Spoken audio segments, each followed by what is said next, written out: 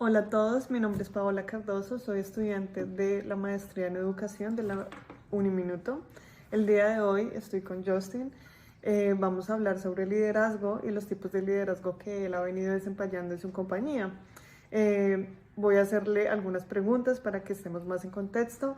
La primera pregunta que tengo para él es ¿a qué se dedica? Él nos va a hablar en inglés y los subtítulos los vamos a encontrar en la parte de abajo. Entonces vamos a empezar. What do you do? Hi. So, my name's Justin. I'm a director of development for a software company called Cosign Solutions.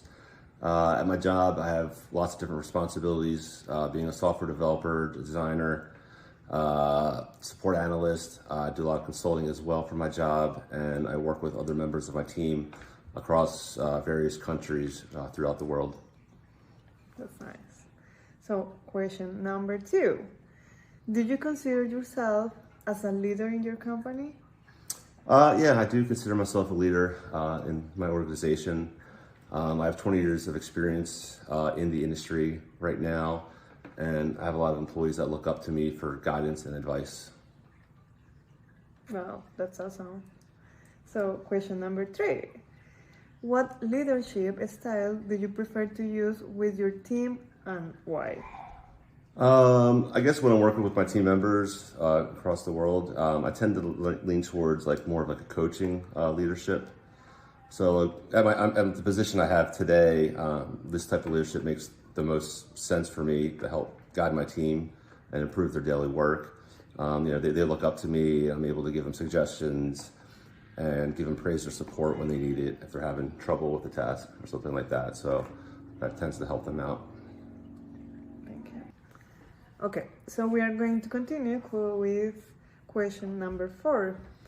Can you describe a situation where you adapted your leadership style to achieve a specific goal?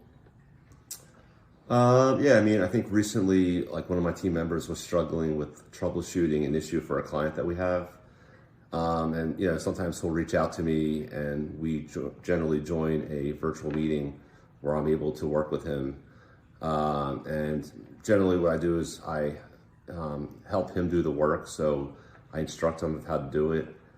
This helps him so next time if that same issue arises, he'll be able to do it without my help. So I'm able to kind of guide him through that case.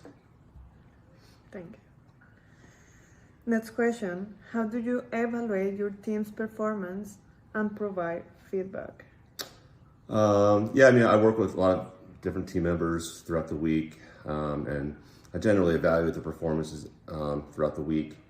Sometimes I may suggest they approach a task in a different way to get better results, or I teach them new tactics to better complete some of their tasks.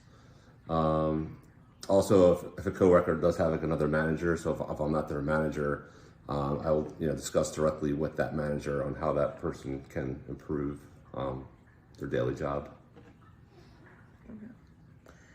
And we have, what is your approach to decision making?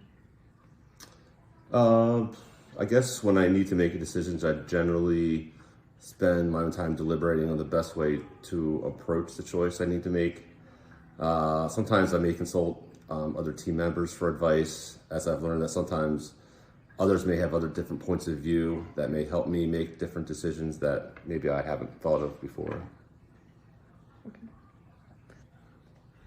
Bueno, podemos evidenciar que Justin tiene un rol muy importante en su empresa como líder. Sin embargo, tengo otras preguntas que van más enfocadas a los valores. Por ejemplo, what values and principles guide your leadership? I'd say one value that drives me as a leader is my reliability.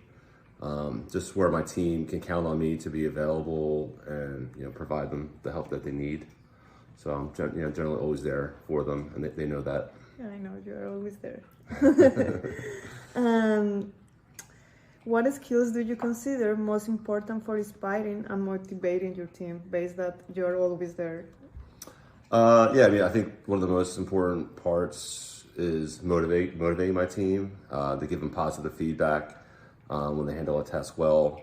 Many times through my career, for over 20 years, sometimes I've completed a task and, I'm proud of it, and, I may not get that feedback. So I've learned that sometimes it's nice to know when your work's appreciated. So I try to do my best to recognize the hard work of my team and give them positive feedback when I can. Wow, that's nice. It says many things of you. For sure. And question number 9, we have, how do you balance task management and supporting people on your team? Yeah, for me, I mean, it's generally easy for me to manage my own tasks and support my team, but there's definitely some days where that's more of a challenge. Generally on those days, I try to, set aside time for a meeting to talk to my teammates, so it doesn't interrupt my current tasks that I'm doing and allows me to prepare and discuss any questions they might have. So, basically just getting my work done and telling them, hey, I can start this. I can meet with you in an hour from now. Mm-hmm. So that gives me time to do my work and gives them time to prepare for our meeting. So you're always multitasking? Always multitasking at my job, yeah. Every day. Ok, entiendo que tienes varios roles en tu empresa y varias reuniones con tus compañeros.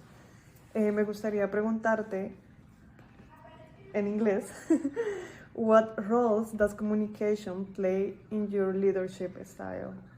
Yeah, I mean, I think communication is crucial to my leadership style. Communication helps you stay closer to your team and being aware of how they're, progressing with their different tasks that they have. I also feel like the more you communicate, the more they communicate back to you as well.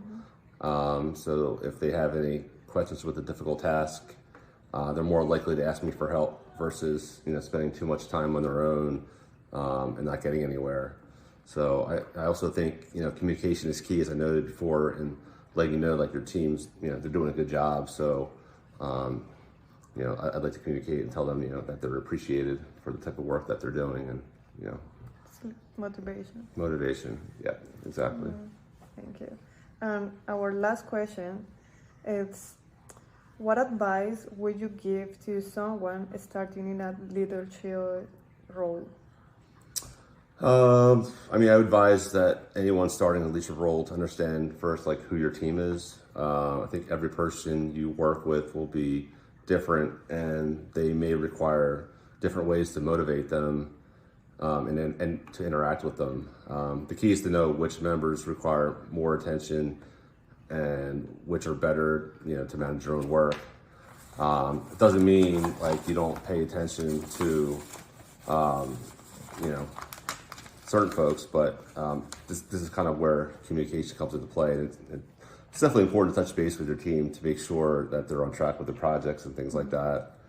But there is a fine line with that. However, as you don't want to micromanage certain people, so you want to give them some freedom and also, be able to stay on top of what they're doing. But yeah, I definitely would say communication is an important part of being a good leader. Okay, so thank you, Justin, for being here with me. Thank you, Paula. Gracias.